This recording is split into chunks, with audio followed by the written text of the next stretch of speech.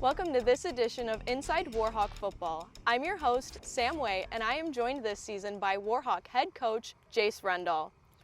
Coach, fans will see a number of changes to the player and coaches rosters this year. Did you take any different approaches or philosophies with the team practices going into this year based on that?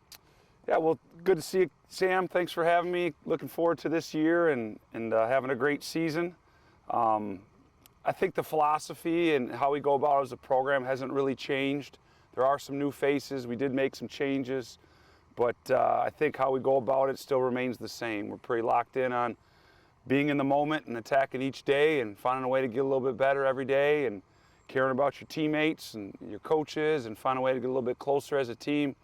We refer to that as pounding the rock and trying to have that process-oriented approach where you're just one task at a time, doing it to the best of your ability, and moving on to what's next. So new faces, but Warhawk football and the tradition that we have here is pretty much going to remain the same.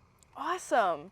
And we had the opportunity to talk during the annual press conference not long ago, and you mentioned you are all ready to pound the rock and start the season strong. What have you seen from this year's team practices that gives you that feeling?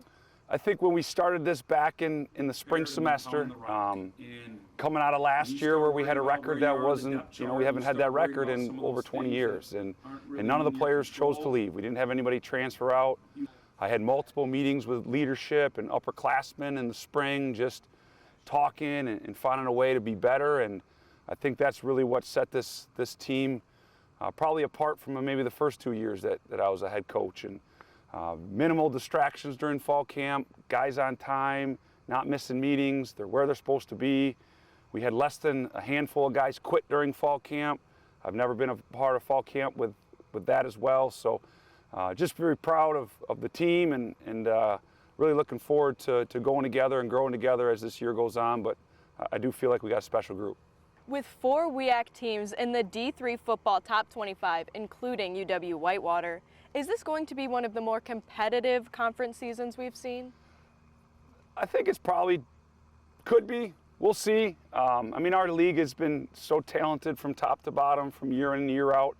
I came to this league in 2005, and some of the teams that were competing for a conference championship back in those days now might be on the bottom of the conference standings. So I think that's just what we have in this league is from week in and week out, top to bottom, you're going to get everybody's best. Schools are investing more into football, and Whitewater's kind of been at the top for a good 20-plus years here. So I think it's probably just another year, but we'll see how things shake out. Without a doubt, you got to bring your A game every week if you want to be able to go 1-0.